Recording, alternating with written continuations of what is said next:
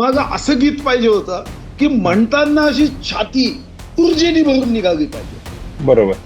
प्रचंड शक्तीचा हुंकार झाला पाहिजे. आणि जेव्हा तुम्ही गरजा महाराष्ट्र माझा, जय जय महाराष्ट्र माझा म्हणता ना, तेव्हा मी विश्वासाने सांगतो की आपल्या रक्ताच्या प्रत्येक थेंबामध्ये चैतन्य निर्माण होतं. कारण हा महाराष्ट्र छत्रपती शिवाजी महाराजांचा आहे. या महाराष्ट्राच्या मातीचा कण आणि कण छत्रपती शिवाजी महाराजांच्या वीर कथेने सोन्याचा जागा आहे. ही माती पवित्र आहे. ही स्मारक कदाचित दगडाची, विटाची, सिमेंटची, लोखंडी सरईची असेल. या लोखंडी सरिया या जरी निर्जीव वस्तू बनवत असेल तरी सजीव माणसाला तेवढं शक्तिशाली बनवण्याच्या दृष्टीने ही स्मारक आम्हाला प्रेरणा देतात, ऊर्जा देतात. नमस्कार, मी संकेत आणि आपण पाहत आहात मुंबई आउटलुक. आज 1 मे हा दिवस आहे. 1 मे या दिवशी आपण महाराष्ट्र दिन साजरा करतो. जगभरामध्ये हा दिवस कामगार दिवस म्हणून साजरा केला जातो. 1 मे हा दिवस महाराष्ट्रासाठी, महाराष्ट्रामध्ये राहणाऱ्या प्रत्येक मराठी माणसासाठी अभिमानाचा दिवस आहे, गौरवाचा दिवस आहे. परंतु हा गौरव करत असताना, हा अभिमान बाळगत असताना हे देखील आपण लक्षात ठेवलं पाहिजे की संयुक्त महाराष्ट्र मिळवण्यासाठी किंवा तो निर्माण करण्यासाठी 107 हुतात्म्यांना आपलं बलिदान द्यावं लागलेलं आहे. त्यामुळे त्यांना अभिवादन करणं हे देखील प्रत्येक मराठी माणसाचं, प्रत्येक महाराष्ट्रीय लोकांचं हे काम आहे, त्यांचं कर्तव्य आहे असं मी समजतो. या महाराष्ट्र दिनी 3 वर्षांपूर्वी म्हणजे ऑक्टोबर 2022 मध्ये महाराष्ट्र राज्याला एक राज्यगीत म्हणून ज्यांनी दिलं ते सुधीर भाऊ मुनगंटीवार आपल्या सोबत आहेत. माझे सांस्कृतिक मंत्री आहेत, भाजपचे ज्येष्ठ नेते आहेत, वरिष्ठ नेते आहेत. भाऊ, मुंबई आउटलुक मध्ये तुमचं स्वागत आहे. आणि महाराष्ट्र दिनाच्या, जय महाराष्ट्र, महाराष्ट्र दिनाच्या तुम्हाला, भाजपच्या सर्व कार्यकर्त्यांना, पदाधिकाऱ्यांना, हितचिंतकांना मुंबई आउटलुक कडून खूप खूप शुभेच्छा. आणि महाराष्ट्र दिनाच्या निमित्ताने तुम्ही काय मेसेज देऊ इच्छिता, काय सांगू इच्छिता? महाराष्ट्र दिनाच्या निमित्ताने एकच संदेश आहे. राज्यगीत म्हणताना ज्या शेवटचे 2 वाक्य आहे किंवा 2 लाईनी आहे, दिल्लीचे ही तख्त राखतो महाराष्ट्र माझा. आणि ही जबाबदारी आमच्यावर नैसर्गिक रीतीने आहे. कारण हा महाराष्ट्र छत्रपती शिवाजी महाराजांचा आहे. या महाराष्ट्राच्या मातीचा कण आणि कण छत्रपती शिवाजी महाराजांच्या वीर कथेने सोन्याचा जागा आहे. ही माती पवित्र आहे आणि महाराष्ट्राची ही जबाबदारी आहे. आणि आजपर्यंत महाराष्ट्राने नेहमीच देशाच्या प्रगतीमध्ये मोठे योगदान दिलं, पण यापुढे यापेक्षाही जास्त मोठं योगदान द्यायची जबाबदारी आमची आहे. आणि म्हणूनच दिल्लीचे ही तख्त राखितो महाराष्ट्र माझा हे स्वर्गीय राजा बढे, ज्यांचा जन्म 1912 मध्ये झाला, विदर्भाचे सुपुत्र होते. आणि जेव्हा राज्यगीत निवडायचं होतं तेव्हा राज्यगीतांच्या संदर्भामध्ये 3 राज्यगीतासाठी गीत हे अंतिम टप्प्यात त्याची निवड झाली होती. अच्छा. पण आम्हाला असं गीत पाहिजे होतं की म्हणताना अशी छाती ऊर्जेने भरून निघाली पाहिजे, बरोबर, प्रचंड शक्तीचा हुंकार झाला पाहिजे. आणि जेव्हा तुम्ही गरजा महाराष्ट्र माझा, जय जय महाराष्ट्र माझा म्हणता ना, तेव्हा मी विश्वासाने सांगतो की आपल्या रक्ताच्या प्रत्येक थेंबामध्ये चैतन्य निर्माण होतं. आणि आज राज्यगीत याला आपण साधारणतः राष्ट्रगीता समान जे काही आपल्या शिष्टाचार असतात, राज्यगीत म्हणताना राष्ट्रगीताच्या शिष्टाचाराच्या अनुरूप उभं राहायचं असतं. फक्त हे राज्यगीत करताना आम्ही एकच मनात विचार केला की उभं राहण्याच्या मर्यादेत जर आम्ही 4 कडव्यांचं राज्यगीत केलं असतं तर कदाचित ते 3-3.5 मिनिटाचं होणार होतं. त्यात 2 कडवे आम्ही निवडले आणि ते 1 मिनिट 44 सेकंदाचे होते. आणि राज्यगीताचा जेव्हा 1 फेब्रुवारी 2023 जी आर काढला तेव्हा दिव्यांग असेल किंवा आमची एखादी गर्भवती महिला असेल, वृद्ध असेल, त्यांना मात्र आपण या जी आर मध्ये ही सूट दिली होती की त्यांनी राज्यगीताच्या सन्मानार्थ जरी उभं राहण्यामध्ये अडचणी असतील तर ते बसून राहू शकतात. इतर ठिकाणी मात्र राज्यगीताचा सन्मान वाढावा, त्याच्यात प्रत्येक शब्द पोगादी मनगटे खेळती हे असे एक शब्द सुद्धा महत्वाचा आणि ऊर्जा देणारा आहे. बरोबर. परंतु हे 2022 मध्येच का म्हणजे काय अशी घटना, कोणती अशी गोष्ट झाली की राज्यगीत द्यावं राज्याला असं वाटलं? नाही, याचं कारण असं होतं की काही राज्यांमध्ये जेव्हा असं लक्षात आलं की राज्यगीत आहे आणि अमृत महोत्सवी वर्षाच्या निमित्ताने आपल्याही राज्याचं राज्यगीत व्हावं, आणि तो 3 साधारणतः गीत आले होते. त्याच्यापैकी 2 गीत उत्तमच होते. त्या गीताच्या शब्दरचनेबद्दल, त्याच्या आशयाबद्दल, त्या कवीला किंवा ज्यांनी हे गीत लिहिलं होतं त्याला सॅल्यूटच आहे. पण बरोबर. या श्री राजा बडेजींच्या शब्दामध्ये तो एक पराक्रमाची गाथा जाणवत होती. आणि आणि ते म्हणून लिहिलंय म्हणजे तुम्हाला सॉरी डिस्टर्ब करतोय, म्हणजे त्यांनी ते लिहिलंय पण तसंच, परंतु शाहीर साबळेंनी ज्या पद्धतीने ते गायलंय त्याच्यामुळे ते आणखीन जास्त लोकांपर्यंत पोहोचलं, मनामनामध्ये ते अजून म्हणजे आजही ते ठासून भरलेलं आहे. ठासून म्हणजे म्हणतानाच मी बघितलं, आता मी तर अनेक कार्यक्रमामध्ये जेव्हा या राज्यगीतासाठी उभा असतो तेव्हा मी बघतो चेहरे, तर लोकांच्या चेहऱ्यावर राज्यगीत म्हणताना जो भाव निर्माण होतो की नाही, मी निश्चितपणे सांगतो की त्या शब्दातून एक अंतर्मनामध्ये ऊर्जा निर्माण होते. आणि देशावर तर तुमचं माझं सर्वांचंच प्रेम आहे. पण भारत माता की जय म्हटल्यानंतर सहजपणे उत्स्फूर्तपणे जय महाराष्ट्र हे ओठातून निघतं. आणि जय महाराष्ट्र जेव्हा येतं तेव्हा जय भवानी जय शिवाजी, आमचे राजे छत्रपती शिवाजी महाराजांचं स्मरण निश्चित. बरोबर. भाऊ, आणखीन तुम्ही 2 वेळा त्याचा उल्लेख केलात म्हणून मी विचारतोय प्रश्न, की आणखीन कोणती 2 गीतं होती की एक होतं बहु असो तो सुंदर संपन्न की महाराष्ट्र, जे श्रीपाद कृष्ण कोळगटकर गीतकार होते, संगीतकार शंकरराव व्यास होते, आणि गायक मूळ गायक ललिता फडके विजी भास्कर होते. आणि दुसरं होतं मंगल देशा पवित्र देशा. यामध्ये गीतकार गोविंदाग्रज होते, मूळ संगीतकार वसंत देसाई होते, आणि मूळ गायक जयवंत कुलकर्णी होते. आणि हे जे जय जय महाराष्ट्र माझा आहे याची माहिती तर तुम्हीच आता सांगितली की शाहिरांनी ते गाणंच असं एकदम उंच, तो जो स्तर होता की नाही, स्वर आणि तो स्तर इतका उंचीचा होता की ते म्हणताना महाराष्ट्राच्या दमदार छातीमधून दमदार असे शब्द निघतात. बरोबर. म्हणजे ते 2022ला जरी त्याला राज्यगीताचा दर्जा दिलेला असला तरी त्याच्या अगोदरपासून हे लोक म्हणतायत, म्हणजे प्रत्येक कार्यक्रमामध्ये म्हणतायत, आणि त्यावेळी देखील त्यांची छाती अशी अभिमानाने फुलून येते. तुमच्या कार्यकाळामध्ये हे सगळं झालंय, त्याचं खरंच तुम्हाला तर कौतुक असणारच, परंतु इतरही लोकांना तुमचं ते कौतुक आहे. माझा पुढचा प्रश्न असा आहे की महाराष्ट्र दिन हा केवळ उत्सव म्हणून साजरा करा, म्हणजे तो सण तर आहेच, त्याच्याबद्दल काय वादच नाहीये, परंतु ज्या 107 हुतात्मे ज्यांना जे शहीद झाले किंवा त्यांनी हुतात्म्य पत्करलं त्यांना विसरत चाललेत लोक असं वाटतंय, कारण मुंबईमध्ये ते हुतात्मा स्मारक आहे परंतु फारशी लोक तिथे जाताना दिसत नाहीत. एक राज्य दरबारी कार्यक्रम होतो, त्याच्या व्यतिरिक्त फारसं त्या हुतात्म्यांची आठवण करणं हे एवढं असं होत नाही मराठी जनांकडून. नाही, ते व्हावं ही अपेक्षा आहे. सरकारने या संदर्भामध्ये महाराष्ट्र दिनाच्या कार्यक्रमामध्ये जो हुतात्मा स्मारक ज्या हुतात्मा चौकामध्ये आहे त्याचं महत्व वाढावं या दृष्टीने काही कार्यक्रमाचं नियोजन करावं, असं अनेकदा होतं.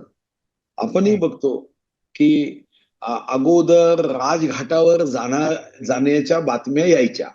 आता इतक्यात थोडं राजघाटावरच्या बातम्या मी तरी माझ्या कमी येतात. तर शेवटी एक गोष्ट खरी आहे की ही स्मारक ही काही निर्जीव स्मारक नाहीये. ही स्मारक कदाचित दगडाची, विटाची, सिमेंटची, लोखंडी सरईची असेल. या लोखंडी सरिया या जरी निर्जीव वस्तू बनवत असेल तरी सजीव माणसाला तेवढंच शक्तिशाली बनवण्याच्या दृष्टीने ही स्मारक आम्हाला प्रेरणा देतात, ऊर्जा देतात. आणि म्हणून या स्मारकावर जास्तीत जास्त लोकांनी जावं. आपण रायगडावर, मी जेव्हा सांस्कृतिक मंत्री झालो तेव्हा रायगडावरच्या राज्याभिषेकाला पहिल्यांदा शासनाकडून एकही रुपयाचा निधी दिला जात नव्हता, आणि दिला गेला तरी तो काही सातत्याने त्या संदर्भात जी आर नव्हता. आता मी जी आर काढला की दरवर्षी शासनाला 5 कोटी रुपये हे राज्याभिषेकाला द्यावं लागेल.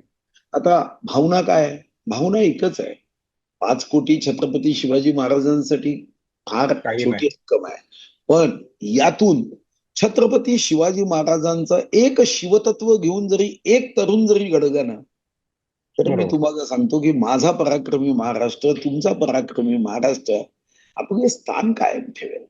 मी जेव्हा अफजल खानाच्या कबरीचं अतिक्रमण हटवण्याचा दृष्टीने निर्णय केला, 29 जुलै 1953चं पहिलं निवेदन होतं की हटवा. 53 पासून कुणी हटवलं नाही, पण माझा अभिमान की आपण ते हटवण्यामध्ये यशस्वी केलं.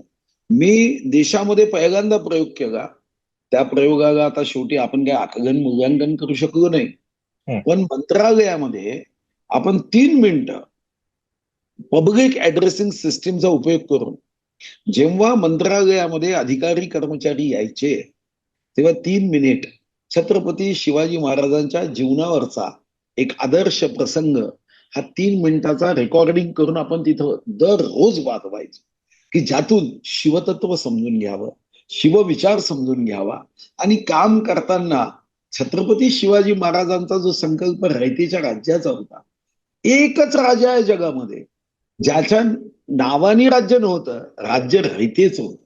बाकी कोणतंही राज्य तुम्ही जगामध्ये घ्या, ते त्या राज्याच्या राजाच्या नावाने ते राज्य चाललं.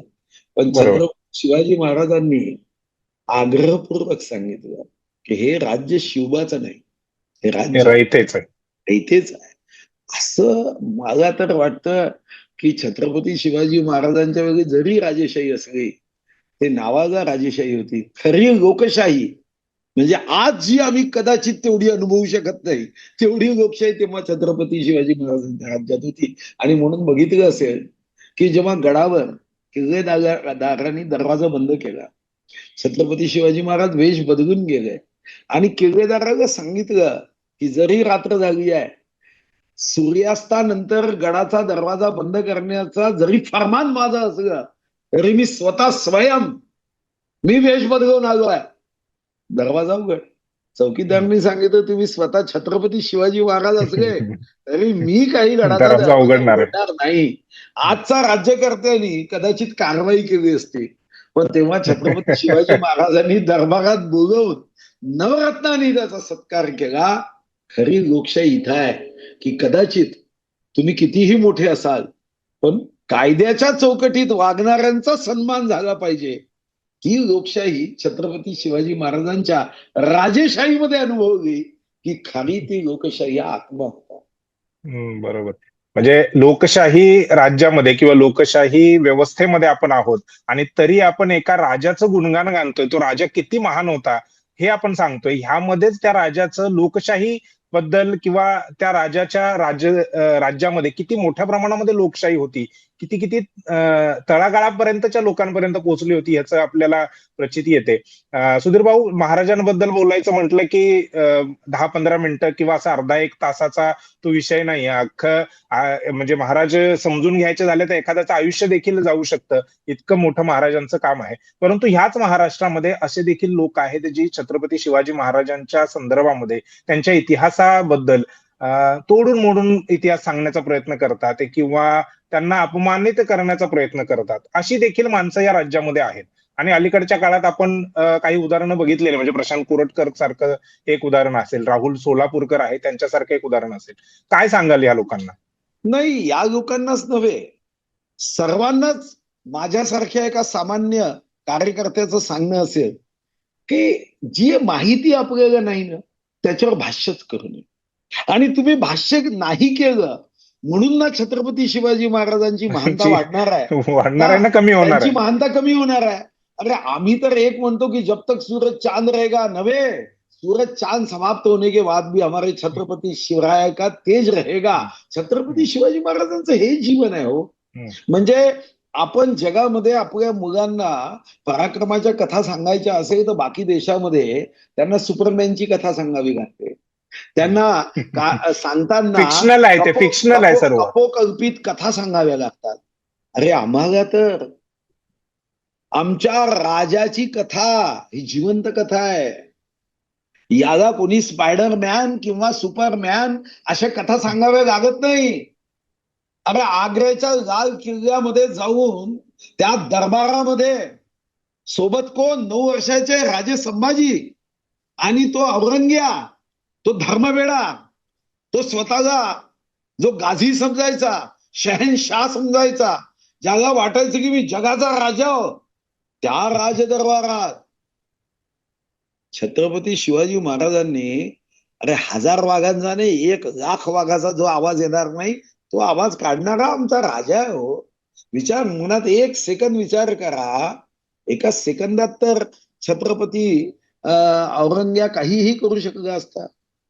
पण छत्रपती शिवाजी महाराजांचं ते तेज, ती वीरता, औरंग्याला भीती होती की माझ्यासोबत लक्षावधी जरी सैन्य सोबत असलं तरी लाखो एक तरफ सारी फौज तो तेरी है, मगर मेरा राजा भारी है सबसे भारी आहे. आणि तेच आपण छत्रपती संभाजी महाराजांमध्ये बघितलं. म्हणजे असं अंगावर काटे येतात. ती 40 दिवसाची ती जेव्हा प्रसंग आणि असं वाटतं की असं असू शकतं का, असं म्हणजे किती संभाजी राजांच्या संदर्भातला तो चित्रपट जेव्हा पाहतो आणि छत्रपती संभाजी राजांच्या संदर्भात जेव्हा ती घटना पाहतो ना तर आपण सहनच करू शकत नाही. आणि राजाने कोणासाठी सहन केलं असेल तुमच्या आमच्यासाठी. म्हणजे ते वाचून ते ऐकून अंगावर काटा येतो की हे कसं सहन केलं असेल, कसं सहन करावं लागलं असेल. तर त्यांनी ते सहन केलंय प्रत्यक्षात. म्हणजे आणि म्हणून आपण टिकलोय. बरोबर. छत्रपती राजे नसते आणि काय वय हो 32व्या वर्षी म्हणजे आपण विचार नाही करू शकत. विचार पण करू शकत नाही. संभाजी राजांचा 32 वर्षाचा तो पराक्रम, फक्त आयुष्य 32 वर्षाचा. म्हणून राज्यगीत करताना आपल्या मनात तोच भाव होता. आणि राज्यगीतामध्ये सह्याद्रीचा सिंह गर्जतो शिवशंभू राजा. आपल्याला त्या शब्दाचा म्हणजे त्या शब्दानी निश्चितपणे मनात एक भाव निर्माण केला होता की याच्यात प्रत्येक शब्द हा राज्याच्या तरुणाईला, त्या सळसळत्या रक्ताच्या धडकत्या हृदयाच्या माझ्या सर्व तरुण बंधू भगिनींना महाराष्ट्राबद्दलची आस्था प्रेम जाग करेल. आणि म्हणून हे राज्यगीत मी मंत्रिमंडळासमोर नेलं. आणि मंत्रिमंडळात तेव्हा मुख्यमंत्री एकनाथ शिंदेजी मुख्यमंत्री होते, आदरणीय आजचे मुख्यमंत्री उपमुख्यमंत्री होते. एका सेकंदामध्ये तो निर्णय झाला. फक्त मला आज ती आठवण होते की नंतर एका कॅबिनेटमध्ये आता अजितदादा आमच्यात नाही आहे, पण अजितदादा गमतीने असं म्हणाले होते की हे ज्यांनी जो मंत्री मला हे राज्यगीत पाठ म्हणून दाखवेल त्याला मी एक्स्ट्रा वित्त विभागातून पैसे देईल. गमतीचा भाग होता. हा गमतीचाच भाग होता. बरोबर आहे. शेवटी असं आहे की धीरे धीरे सर्वांना मुखपाठ होतं. पण असं एका सेकंदात होईल असं आमचाही अपेक्षा नाही. जेव्हा मी हॅलो नाही वंदे मातरम म्हणा असं म्हणतो आणि मी स्वतः आजही वंदे मातरम म्हणतो, माझा स्टाफ वंदे मातरम म्हणतो. पण मगही 15 दिवस म्हणता म्हणता थोडस हॅलो अधामधात यायचा 15 दिवस. आता नाही. आता काहीही झालं तरी फक्त वंदे मातरम येत. आता हॅलो नाही येत. आणि मी अनेकांना सांगतो की तुम्ही प्रयत्न करा. भाऊ नाही ना ते चुकतच म्हणतो 15 दिवस. बरोबर. भाऊ तुम्ही सत्तेचा भाग आहात, म्हणजे सत्तेतच आहात तुम्ही, म्हणून हा प्रश्न आहे. मला माहिती नाही तुम्ही या दिवसाच्या निमित्ताने जी आपली चर्चा आहे त्यावरती तुम्ही ते उत्तर द्याल की नाही, परंतु तरी प्रश्न विचारणं हे माझं काम आहे म्हणून हा प्रश्न मी तुम्हाला विचारतोय. अभिजात म्हणजे मराठीला अभिजात भाषाचा दर्जा केंद्र सरकारने दिला, तो एक गौरवास्पद दिवस होताच. परंतु आज महाराष्ट्रामध्ये मराठी शाळांची जी अवस्था आपण बघितली, अवस्था हा शब्द कदाचित तुम्हाला जास्त टोकाचा वाटू शकतो, परंतु उदाहरण म्हणून सांगतो की महानगरपालिकांच्या निवडणुका झाल्यानंतर मुंबई महानगरपालिका, ज्या महानगरपालिकेमध्ये आम्ही आहोत, आमचं ऑफिस आहे जिथून आम्ही सर्व काम करतो, त्या महानगरपालिकेने सर्व महानगरपालिकांच्या शाळांचं म्हणजे मराठी शाळांचं इंग्रजीकरण केलेलं आहे. मराठी शाळा नावाला राहिलेल्या आहेत. आणि म्हणजे एका बाजूला आपण मराठी भाषेला अभिजात भाषेचा दर्जा दिलाय म्हणून आपण गौरव करतोय, दुसऱ्या बाजूला मराठी शाळांच्या अशा पद्धतीचं जर काम होत असेल तर मग ही भाषा टिकणार कशी आणि कशा पद्धतीने आपण फक्त गौरवच करायचा, ही पण एक बाजू आहे ना, याकडे पण लक्ष दिलंच पाहिजे ना. निश्चितपणे लक्ष दिलं पाहिजे. आज जगामध्ये पहिल्या 15 भाषेमध्ये आमची भाषा आहे. आम्ही वीरता पराक्रम यामध्ये तर कुठं कमी नाही. आमची भाषा सुद्धा, आता आपण अभिजात भाषेचा दर्जा दिला, पण अभिजात भाषेचा दर्जा देऊन काम थोडी थांबणार आहे. उद्या मी तुमच्या नावासमोर पद्मश्री गावलं म्हणून तुम्ही कर्तृत्वाने मोठे व्हाल का? बरोबर. तर तुम्हाला त्या शब्दानुरूप तुमच्या कर्तृत्वामध्ये वाढ केली पाहिजे. आज अभिजात भाषेचा दर्जा मिळाला म्हणजे आम्ही थांबायचं का? तर आमच्या मराठी भाषेमध्ये तुम्हालाही माहिती आहे की स्वातंत्र्यवीर सावरकरांच्या अनेक वैशिष्ट्यांपैकी, अनेक कार्यांपैकी काय वैशिष्ट्य होतं, तर त्यांनी इंग्रजी शब्दाला मराठी शब्द दिला. मेयर या शब्दाला महापौर कोणी दिला? हा शब्द. आणि असे असंख्य शब्द साधारणतः मराठीमध्ये या आंग्ल भाषेचं जे आक्रमण झालं, त्या आंग्ल भाषेच्या आक्रमणाला विविध मराठी शब्दातून, म्हणजे आता मी विधानसभेत तो कागद वाचून दाखवला होता, तर मी तुमच्या मताशी निश्चितपणे सहमत असेल की जरी मी सत्तेचा एक पार्ट असलो तर याचा अर्थ असा नव्हे की सत्याची बाजू सोडायची असते. सत्याची बाजू ही आहे की अनेकदा या संदर्भामध्ये काही अहवाल हे आपल्याकडे आहे. या अहवालामध्ये मराठी भाषेचा प्रचार प्रसार करण्यासाठी ठोस उपाययोजना केली पाहिजे. मधात मी सांस्कृतिक कार्यक्रमासाठी जपान गेलो. जपानच्या एका शहरामध्ये जेव्हा आपला मराठी सांस्कृतिक कार्यक्रम केला तेव्हा माझ्या बाजूला त्या शहराचे महापौर बसले होते. आता तसेही जपानी लोकांचे डोळे थोडेसे छोटेच असतात आपल्यापेक्षा, पण आपला कार्यक्रम ती स्फूर्ती, ती ऊर्जा पाहिली ना, तर त्यांनी सुद्धा आपले डोळे मोठे केले. म्हणजे त्याचे डोळे ज्या साईजचे आहेत त्याच्यापेक्षा दुप्पट केले. इतका उत्तम भाषा समजत नाहीये.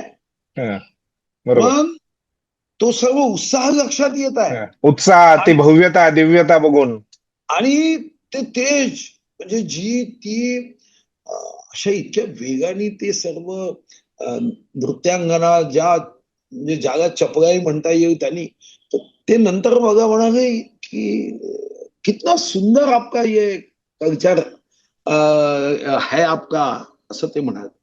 आमची मराठी भाषा ही तशीच आहे. म्हणजे आज मी याच्यावर स्वतंत्र कार्यक्रम झाला तर मी तुम्हाला एक एक शब्द समजून सांगेन की मराठी भाषा बोलताना सुद्धा एवढी शास्त्रशुद्ध मराठी आहे, त्याचा प्रचार प्रसार आपण करण्यामध्ये कमी पडतो आहे. पण कधी जिभेचं टोक कोणता शब्द बोलताना लागतो, जीभ कधी कोणत्या शब्दाच्या वेळी उच्चार करताना कशी, इतकी सायंटिफिक भाषा आहे. आता आपल्याकडे ज्ञान नाहीये का? तर मराठी भाषेत ज्ञान आहे. मग इंग्रजीकडे का जात आहोत आपण? त्याचं एकच कारण, शेवटी भाषा, त्या भाषेच्या संदर्भामध्ये असणारी शब्दकोश, पण याचा उपयोग उपजीविकेसाठी किती होतो हा विचार जेव्हा या दशकात वाढला, या दशकामध्ये लोकांनी इंग्रजी भाषेला जास्त आलिंगन दिलं. याचं साधं कारण, इंग्रजी भाषा शिकू नये असं कोणी म्हणणार, पण मराठी भाषा सोडून इंग्रजी भाषा शिका असं म्हणणं हे गैर आहे. पण यासाठी खर तर सरकारने या मराठी भाषेच्या प्रचार प्रसारासाठी मराठी भाषा आणि त्याच्या योग्य शब्दांच्या उपयोगासाठी संशोधन करण्याची ही व्यवस्था केली पाहिजे. आता जसं मी म्हंटल की हॅलो नाही वंदे मातरम म्हणा, 15 दिवस मग त्रास झाला ना. हॅलो नाही वंदे मातरम म्हणा तर हॅलो यायचा शब्द. तर असं आपल्या दैनंदिन जीवनामध्ये असे अनेक शब्द असतील जे तुम्हीही वापरता, मीही वापरतो. पण आता उद्या चॅनल आहे, आता आपल्याला टीव्ही चॅनल हे इतकं सहज गेलंय. मग अशा सर्व इंग्रजी शब्दाच्या आक्रमणाला थोपवायचं, थांबायचं, यासाठी एखादं संशोधन करत स्वातंत्र्यवीर सावरकरांनी तर शेकडो शब्द आम्हाला पर्याय दिले, शेकडो.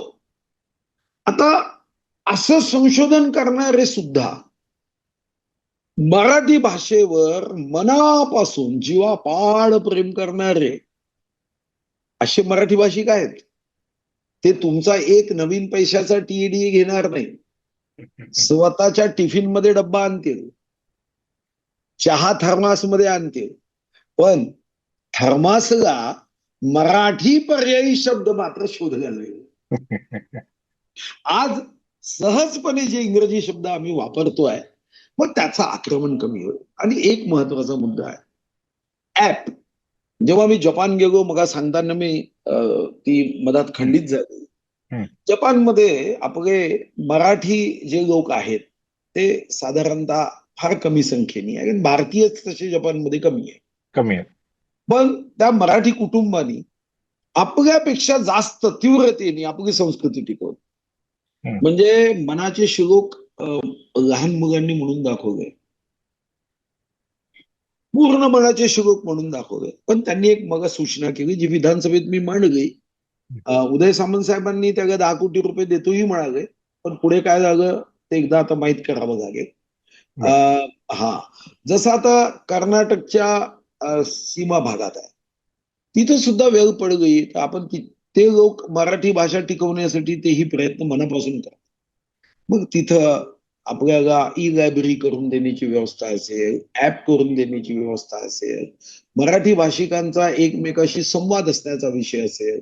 जसं जाणता राजाचे मी प्रयोग करताना आपण दिल्लीत प्रयोग केला मराठी भाषिकांसाठी, इंदोरमध्ये प्रयोग केला. तर मला व्यक्तिगत रीतीने वाटतं की त्यांनी आपली संस्कृती, जरी ते राज्यात नसले तरी मराठी भाषा, मराठी भाषेच्या संदर्भातली संस्कृती टिकवण्याचं ते काम विचार करताय.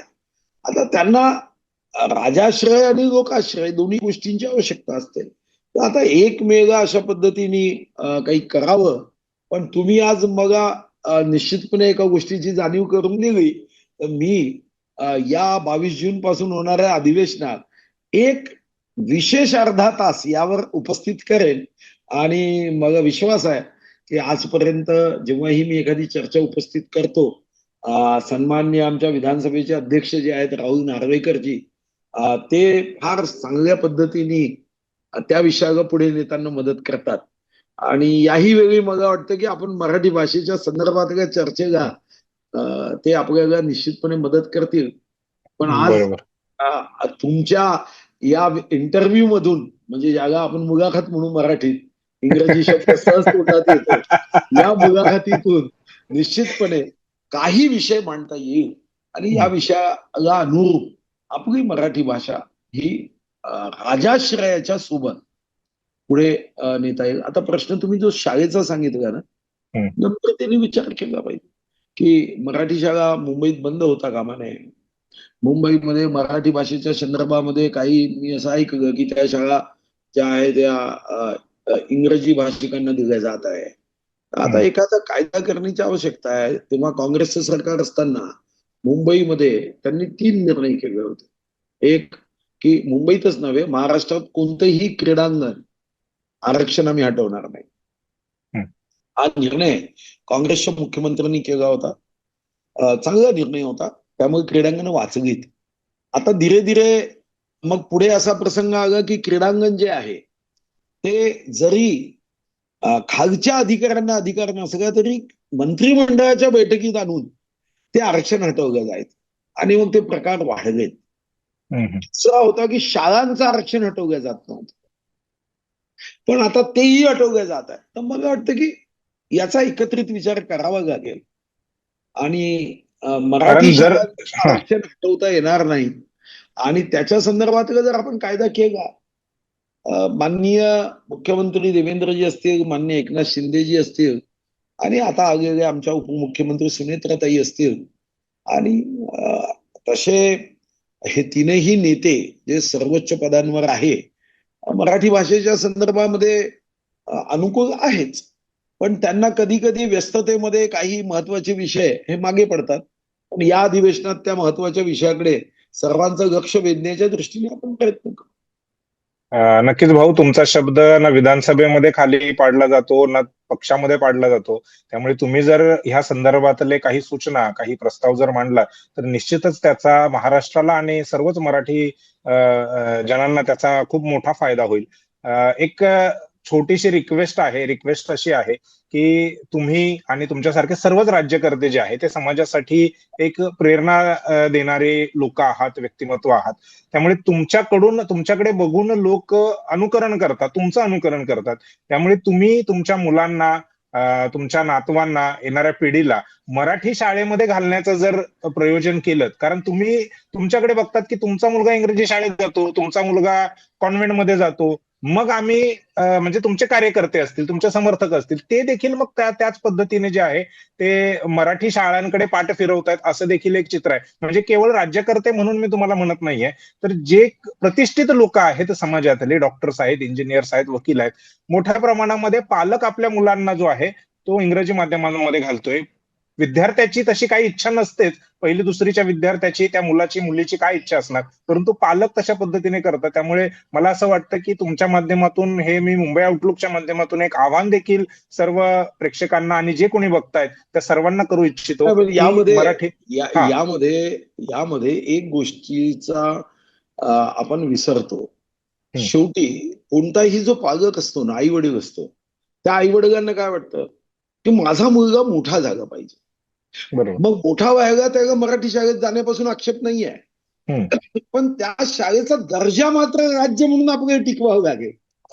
मी असे श्रीमंताची मुलं बघितली आहे की जे मराठी, संस्कृत अशा संयुक्त शाळेत पाठवल्या जातात. श्रीमंताची मुलं बघितली आहे. आपल्याला तशा संस्था या निर्माण कराव्या लागतील.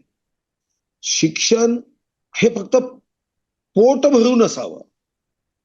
आपल्याकडे डिग्रीचा संबंध पोटाशी केलाय, नोकरीशी केलाय, थेट ज्ञानाचा संबंध हा पोटासोबत माणुसकीशी असला पाहिजे. स्वैराचारी शिक्षणाच्या ऐवजी संस्कारी शिक्षण. उद्या एक शिक्षण हे तुम्हाला धनवान बनवते पण गुणवान बनवत नसेल तर, म्हणून मी जसं आपल्याला म्हणालो की हे कंपल्शन म्हणजे ही जबरदस्ती, पुन्हा कंपल्शन आलं कारण सहजपणे आपले शब्द वापरतात. बरोबर, ही जबरदस्ती आपण आज नाही करू शकत. यासाठी काही वर्षाचा कालावधी घेऊन मी जसं म्हणालो की विज्ञानाशी मराठी भाषा, कायद्याशी मराठी भाषा, संशोधनाशी मराठी भाषा, संस्कृतीशी मराठी भाषा, उपजीविकेशी मराठी भाषा, असं आपल्याला दीर्घकालीन कार्यक्रमाची आखणी करावी लागेल. नक्कीच. आज आपण तसं करत नाही आहोत. आपण काय करतोय, आता जर तुम्ही मराठवाड्यात गेला, जेवढ्या मराठी शाळा जिल्हा परिषदेच्या आहे ना, त्या अशा तुटक्या इमारतीमध्ये आहे. म्हणजे मला आठवतं की माननीय तात्कालिक मुख्यमंत्री एकनाथ शिंदे साहेबांनी मला मराठवाडा या संदर्भात ना अमृत महोत्सवी वर्ष हे देशाच्या अमृत महोत्सवी वर्षानंतर 1 वर्षापेक्षा जास्त दिवस उशिरा होतं. कारण 17 सप्टेंबर 1948ला मराठवाडा स्वतंत्र झाला, निजामाची मुक्ती. आणि तेव्हा मंत्रिमंडळाची एक बैठक आयोजित करायला सांगितली आणि त्याचं चेअरमन म्हणजेच अध्यक्ष मराठीत मला केलं. आता जेव्हा मी अध्यक्ष झालो तेव्हा मी काही बैठकीचं आयोजन केलं, माहिती घेतली की मराठवाड्यामध्ये काय काय गोष्टीची उणीव आहे, कमतरता आहे. त्या कमतरतेमध्ये एक गोष्ट मला आवर्जून लक्षात आली की तिथं असणाऱ्या निजामाच्या कालावधीतल्या अशा मराठी शाळा जिल्हा परिषदच्या आहे की कोणीही आई वडील त्या शाळेत आपल्या मुलांना म्हणजे आनंदाने, स्वतःहून, स्वयंप्रेरणेने पाठवणार. कारण प्रत्येकाला मराठी भाषेचा अभिमान असतानाच आपल्या मुलांची सुद्धा चिंता असते की त्याला चांगल्या पद्धतीचं शिक्षण मिळावं. आणि म्हणून तुमची सूचना ही 100% योग्य आहे.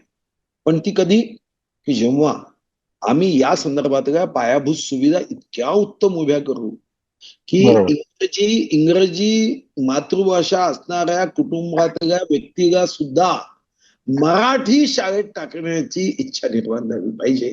मी स्वतः नगर परिषदच्या शाळेत शिकलो 1ली ते 4थी. मी 5वी ते 10वी जिल्हा परिषदच्या शाळेत शिकलो. सर्वच. तर याचा अर्थ असा थोडी आहे की आपण बुद्धीने कमी आहोत. मी ज्या शाळेत शिकलो त्या शाळेला मी अर्थमंत्री असताना पैसे दिले, मागच्याही 2 वर्षापूर्वी पैसे दिले आणि ती एक मॉडेल शाळा करतोय. आता तुम्ही म्हणाल किंवा तुम्ही शिकले म्हणून करतायत का? तर नाही. ज्या शाळेमध्ये तुम्हाला CK नायडू शिकलेत, त्या शाळेमध्ये तात्कालिक सरसंघचालक गोळवलकर गुरुजी शिकलेत, त्या शाळेमध्ये तात्कालिक सरसंघचालक सुदर्शनजी शिकलेत. जुबली हायस्कूल ही जिल्हा परिषदची शाळा आहे. आता मला वाटते 115 वर्ष वगैरे त्या शाळेला झाले. आता त्याला आम्ही एक मॉडेल प्रयोग करतोय आणि आम्ही अशी जिल्हा परिषद मुख्य कार्यपालन अधिकाऱ्यांना विनंती केली की जे तुमचे आदर्श शिक्षक असतात ना, एक प्रयोग करून पाहू. तर धीरे धीरे मला वाटतं की हे प्रयोग महाराष्ट्रात जर आपण केले तर मग मुंबईत सुद्धा मराठी शाळेचा संबंध, हा संस्कार, हा उपजीविकेशी जेव्हा आपण करू किंवा तुम्ही महाराष्ट्रामध्ये याला प्रोत्साहन देण्याच्या विविध योजना कराल, या संदर्भात विविध वादविवादांच्या स्पर्धा असतील, मराठी निबंध लेखन होतं. आता सध्या राज्यस्तरीय अशा स्पर्धा होत नाहीये, पण उद्या आम्ही निबंध लेखनाची स्पर्धा घेतली आणि प्रत्येक शाळेच्या विद्यार्थ्यांना त्याच्यामध्ये आपण साधारणतः स्थान दिलं. आणि तुम्ही विचार करा की राज्यामध्ये प्रथम क्रमांक येणाऱ्यांना तुम्ही मोठं बक्षीस दिलं. त्याचा शिक्षणाचा सर्व खर्च सरकार घेईल. जिल्हा स्तरावर जो प्रथम येईल त्याला राज्य सरकारच्या तर्फे शिष्यवृत्ती दिल्या जाईल. तर यातून मग मराठी भाषेचं संदर्भ होईल. उद्या तुम्ही अशी एखादी स्पर्धा राज्यस्तरावर घेतली की साधारणतः रोजच्या जीवनामध्ये, रोजच्या आमच्या संवादामध्ये या पद्धतीची इंग्रजी शब्द ही सातत्याने येतात. या महाराष्ट्रामध्ये या इंग्रजी शब्द सहजपणे उच्चारणारे शब्द हे जर कोणी सुचवेल तर त्याला आम्ही पुरस्कार देऊ. मी तुम्हाला लिहून देतो, महाराष्ट्र कुठेही मागे नाही आहे. मागे नाहीये, कुठंच मागे नाही आहे. आमच्या महाराष्ट्रामध्ये तरुणाईला इतका उत्साह आहे. आमचा जो तरुण आहे इतका ओजस्वी आहे, कारण त्याच्या ओठात छत्रपती शिवाजी महाराजांचं नाव आहे. संकट कसंही असू द्या, त्या संकटावर मात करण्यासाठी आमच्याकडे असा एक शब्द आहे, जय भवानी जय शिवाजी. माझा विश्वास आहे की हा तरुण जो आहे ना, हा सर्व समस्यांवर मात करून या राज्याच्या प्रगतीमध्ये योगदान देऊ शकतो. आणि म्हणूनच जेव्हा मी अर्थमंत्री होतो तेव्हा मी पहिला प्रयोग देशातला सुरू केला, त्यानंतर केंद्राच्या अर्थमंत्रालयाने सुरू केला. मी असे डब्बे तयार करून ठेवले, सूचना मागवल्या आणि त्या सूचना मागवून अर्थसंकल्पामध्ये त्याची तरतूद कशी करता येईल किंवा आत्ता करता येत नसेल तर भविष्याचा वेध घेत त्या तरतुदीच्या बाबतीमध्ये असा विचारही मी केला. त्याचे काही उपयोग निश्चितपणे झाले. एका अर्थसंकल्पात तर राज्य पण मला अभिमान आहे की स्वातंत्र्यानंतर मी पहिला अर्थमंत्री राहिलो देशाचा. 11,975 कोटी रेव्हेन्यू सरप्लस, म्हणजे आर्थिक आम्ही अधिक्याचा अर्थसंकल्प दिला. आणि हा अधिक्याचा अर्थसंकल्प अनेक राज्यामध्ये दिलेत, पण कोणी 150 कोटी, कोणी 200 कोटी. मी 11,975 कोटी माननीय देवेंद्रजींच्या नेतृत्वात देऊ शकलो, त्याचा मनस्वी आहे. भाऊ, म्हणजे कसं वाटतं की आणखीन चर्चा करत राहावी. तुम्ही ज्या पद्धतीने माहिती देताय, ज्या पद्धतीने सांगताय, परंतु वेळेची मर्यादा लक्षात घेता, तुमच्या देखील वेळेची मर्यादा लक्षात घेता आपण इथेच थांबलं पाहिजे असं वाटतंय. कारण पुढचे विषय आणखीन, ही काही शेवटची चर्चा पहिली जरी असली तरी शेवटची नक्कीच नाहीये. त्यामुळे आणखीन आपण चर्चा करत राहू. तुम्ही आम्हाला महाराष्ट्र गीतापासून ते अगदी जपानमध्ये कशा पद्धतीने मराठी माणसं आपली संस्कृती आणि भाषा जपतायत, या सर्वच बाबतीमध्ये तुम्ही जी आम्हाला माहिती दिली, सांगितलं, मार्गदर्शन केलं. आणि ह्या मुलाखतीमधून तुम्हाला जे काही सुचलंय ते तुम्ही म्हणालात की ह्या येत्या पावसाळी अधिवेशनामध्ये तुम्ही सभागृहामध्ये मांडणार आहात. त्याबद्दल तुमचं खरंच आभार, धन्यवाद. आणि तुम्ही जो वेळ आम्हाला कमिट केला होता त्यापेक्षा जास्त वेळ दिला त्याबद्दल देखील तुमचा आभार. आणि पुन्हा वेळ द्याल, अशीच वेळ द्याल, अशीच चर्चा करू ही अपेक्षा. धन्यवाद सर. जय महाराष्ट्र. जय महाराष्ट्र.